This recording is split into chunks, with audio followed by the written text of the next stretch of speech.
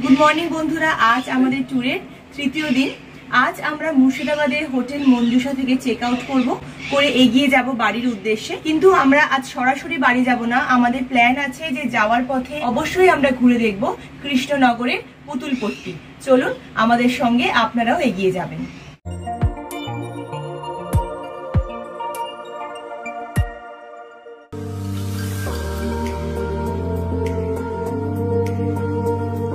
আমাদের হোটেলের লোকেশনটা ভীষণ ভালো।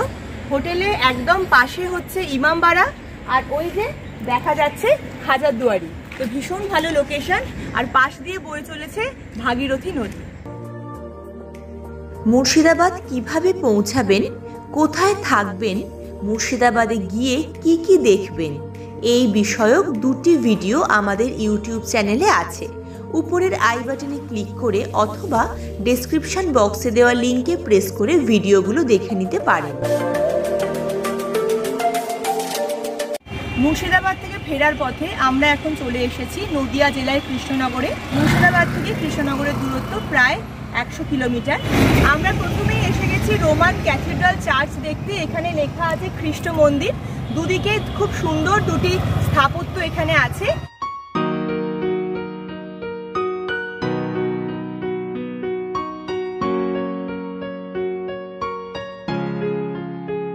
সকাল 8টা থেকে দুপুর 12টা এবং বিকাল 4টে থেকে সন্ধ্যে 7টা পর্যন্তই জনসাধারণের জন্য চার্চ খোলা থাকে। প্রথমেই আমরা দেখব খ্রিস্ট মন্দির।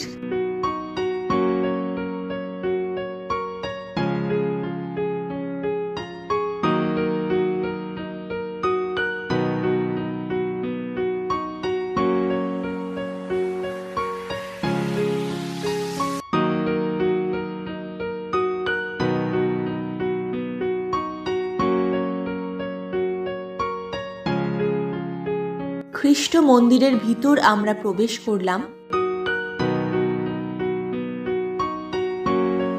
খ্রিস্ট মন্দিরের ভিতরের পরিবেশ ভীষণ শান্ত। এই রকম পবিত্র জায়গায় এসে মন সত্যি ভীষণ ভালো হয়ে যায়।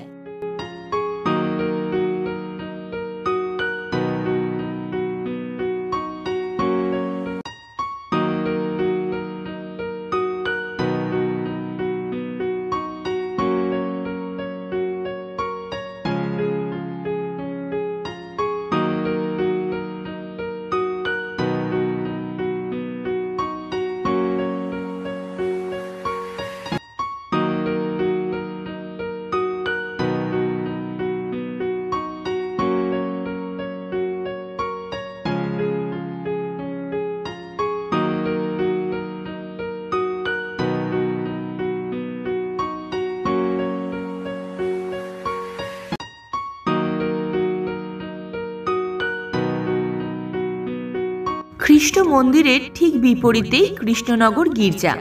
তবে গির্জার ভিতর আমরা প্রবেশ করতে পারিনি, বাইরে থেকেই গির্জা দর্শন করে আমরা বেরিয়ে এলাম।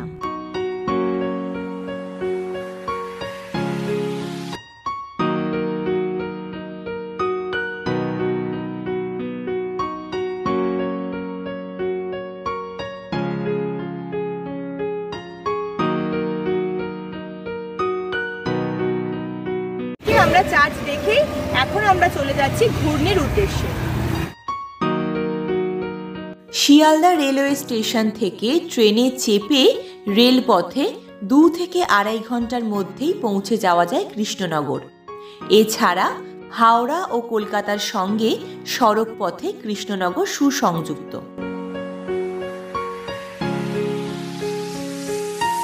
আমরা এখন এসে গেছি কৃষ্ণনগরে, ঘুরে বেড়াচ্ছি। প্রথমেই আমরা দেখেছি কৃষ্ণনগরের চার্চ, তারপর এখন আমরা চলে এসেছি ঘুরনিতে।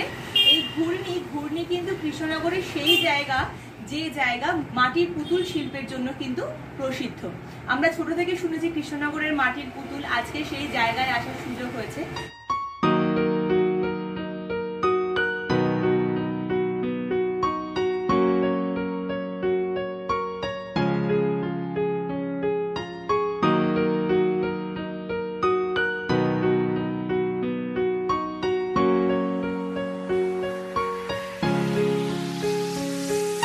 প্রধানত রাজা কৃষ্ণচন্দ্র রায়ের উদ্যোগেই আর এটি হচ্ছে পশ্চিমবঙ্গের অন্যতম একটি কুটির শিল্প। তো ভীষণ সুন্দর মাটির পুতুলগুলো, সুন্দর সুন্দর হাতের কাজ। তো আমরা বেশ কিছু পুতুল এখান থেকে কিনবো।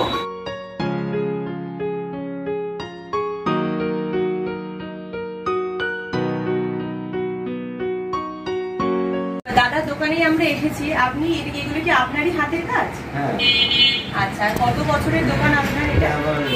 এটা আমার বর্তমানে 2019 সালে এটা আমার নেওয়া, ঠিক আছে। আর আমার ব্যবসা হচ্ছে 20 বছর হয়ে গেছে।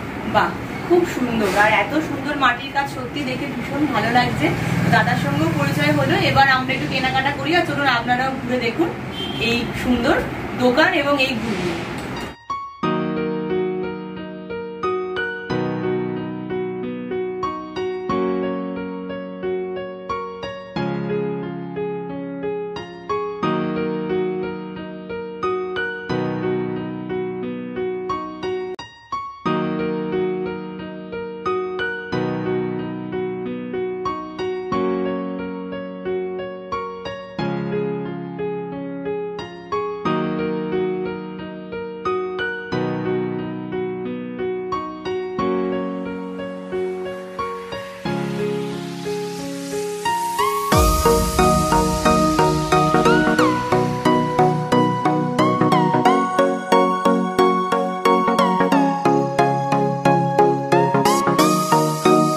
কৃষ্ণনগর রেলওয়ে স্টেশন বা কৃষ্ণনগর সিটি জাংশন থেকে ঘূর্ণির দূরত্ব মাত্র 6.4 কিলোমিটার।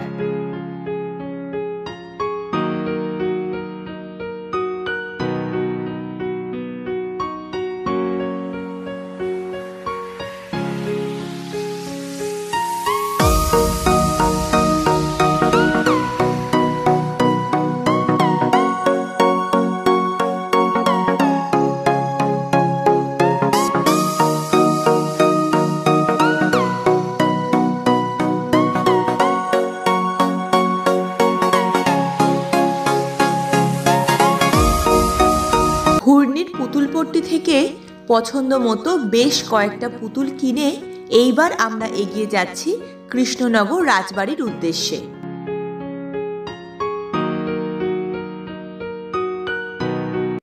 আমরা এখন এসে গেছি কৃষ্ণনগর রাজবাড়ির একদম সামনে। নদিয়ার রাজা ছিলেন রাজা কৃষ্ণচন্দ্র রায়, ওনারই রাজবাড়ি এটা।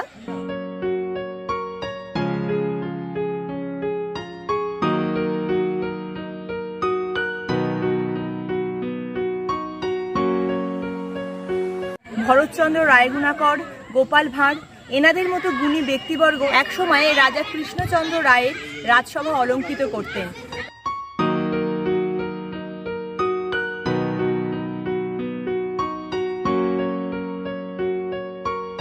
তবে আমরা রাজবাড়িতে এসেছি, রাজবাড়ির গেটের সামনে, বাইরে থেকেই রাজবাড়িকে আমরা দেখছি। তার কারণ হচ্ছে শুধুমাত্র দুর্গাপূজা এবং জগদ্ধাত্রী পুজোর সময় কিন্তু এই রাজবাড়ির গেট জনসাধারণের জন্য খুলে দেওয়া হয়, অন্যান্য সময় কিন্তু এই রাজবাড়ি বন্ধ থাকে।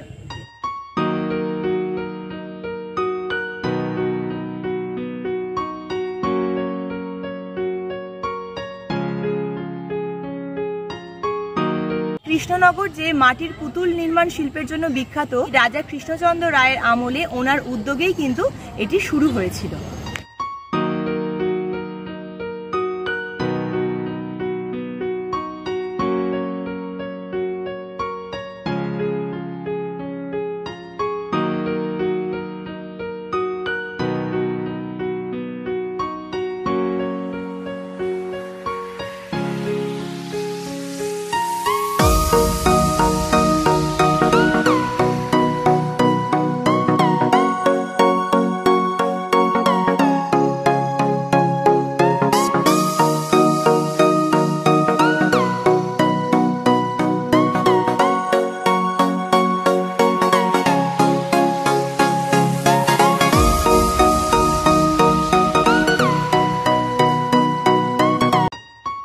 এইবার বাড়ি ফেরার পথ ধরলাম।